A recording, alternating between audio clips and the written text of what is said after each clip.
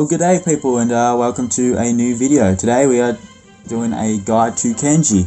Now, I'm sure you've seen other guides and pro guides, but I'm going to teach you some secret mechanics that you might not know that I've taken a few hours to figure out, and I guess they're not going to emphatically make him stronger, but they're just good to know. In the recording of this video, I would like to know he did get some balance changes. But let's start off with his basic attack. His first attack is a dash, and then his second is a slash. So his dash attack would deal 1500 damage, and his slash attack does 2000 damage. His reload is very similar to Kit, so it's a very fast reload. Yeah, as I'm going to showcase here. I'd also like to know that this is actually, his supercharge is damage ratioed, so his slash is going to charge his super a bit faster.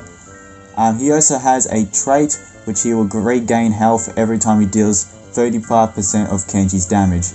Now, to keep that in mind, for his slash attack, dash, he will do 525.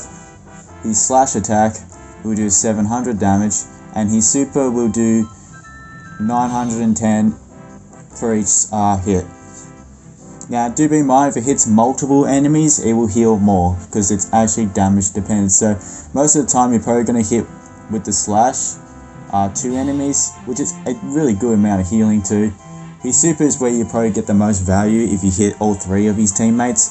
It's a good idea if you could use that main attack to peek around walls and hit 2 characters, because additionally you don't actually lose any health. But what I like to do is to dash into a good position and use the slash to peek around walls. I also like to mention, if you dash and your attack is interrupted or slash, it will reset, so it won't change. Now go through the attack combos.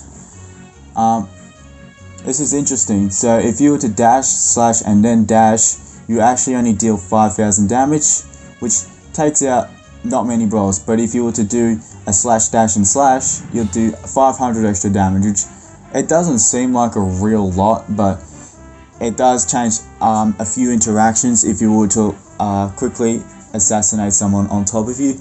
But most of the time you kind of want to be a distance. I also would like to note that if you were to dash towards a wall, it will reset the cooldown, so then you can have a better DPS. I definitely use the walls when I'm attacking enemies, to mainly peek around and to reset the cooldown. Because now let's head over to his super mechanics. He throws out a super, has an X pattern. This is kind of similar to Grom with his plus pattern. So ways to dodge it is to go by the side. But I would like to note that his super does have a pattern. It's not random, which you might think it would be.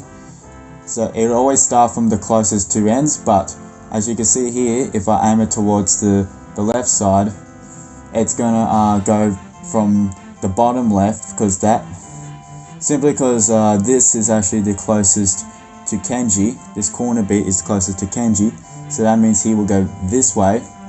And I've worked out that his second slash will also go that way.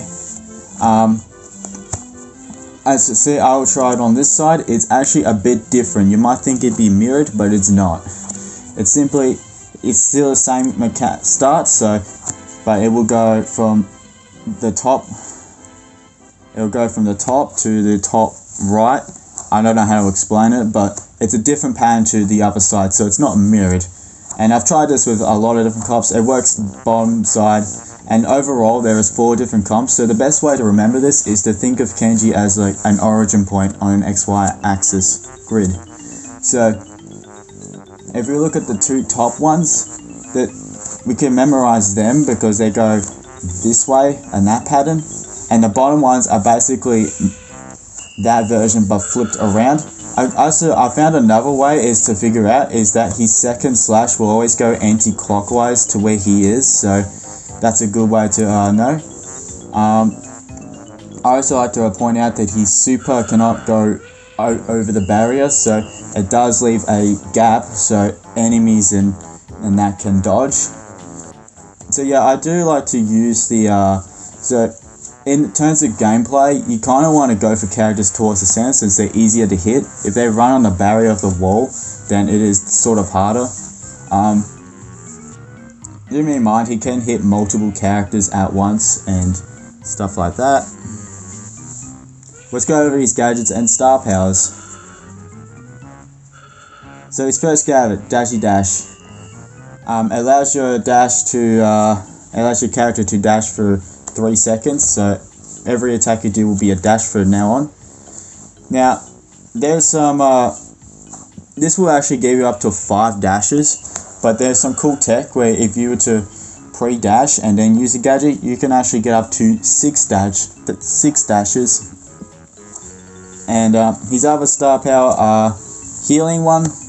It used to be a 75% of all damage for the 3 seconds, but now that's been nerfed to 50% at the time I am recording this video. So I got to know that the red bar there actually shows how much healing you're going to get. So that's going to be changing for the next balance change, which is currently now. The first star power is Study the Blade, which changes your normal spread from 7 tiles to 10 tiles. That's a 30% increase. This is really good if you want to snipe someone across the map. I found it very useful. It actually also offers a lot more area if you were to on a bigger map. However, there is a downside, just like I mentioned before.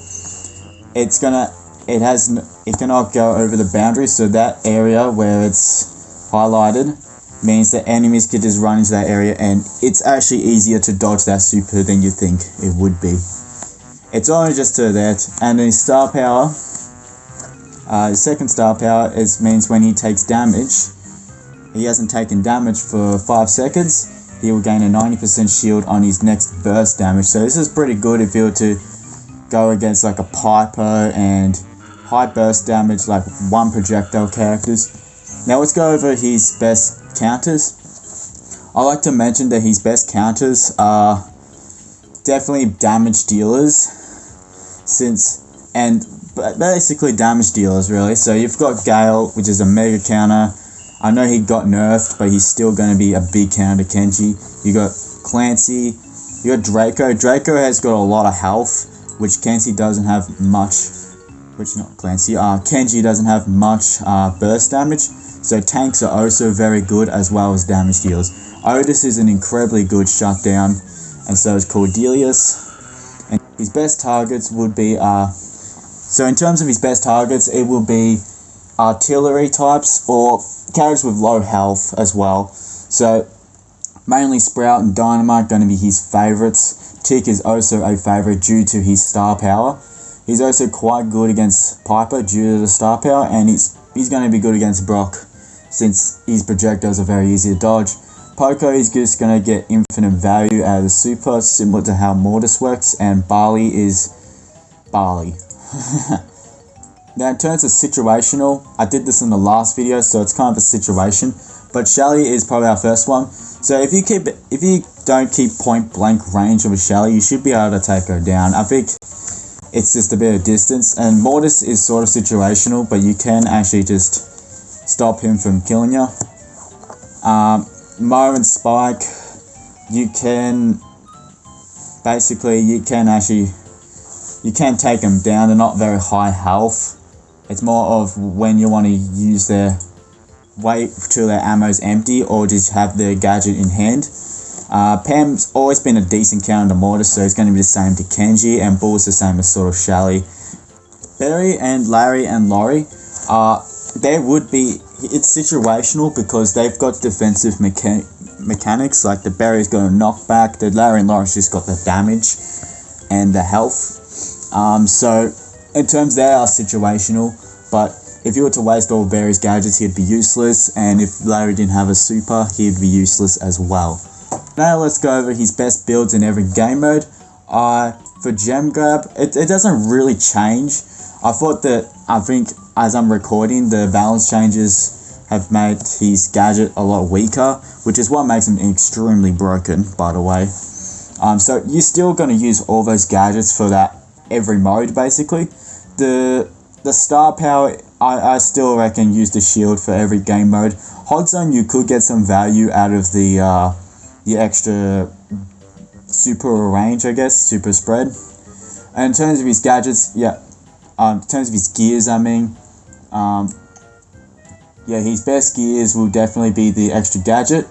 And it kind of depends. I don't know why I put speed in there, but I'm going to change that to maybe damage instead of the speed.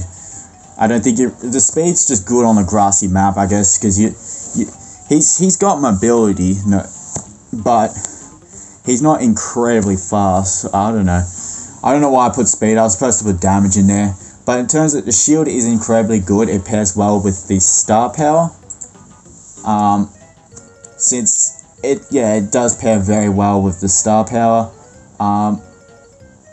A lot of these are map dependent, but I guess, yeah, so do a little gameplay here, but this is basically going to conclude today's video. Thanks for following along the channel if you were.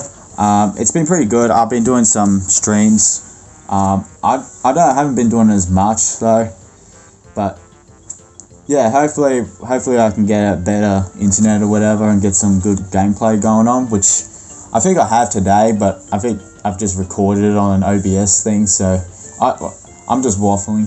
Anyway, thanks for watching the video, and yeah, enjoy your day.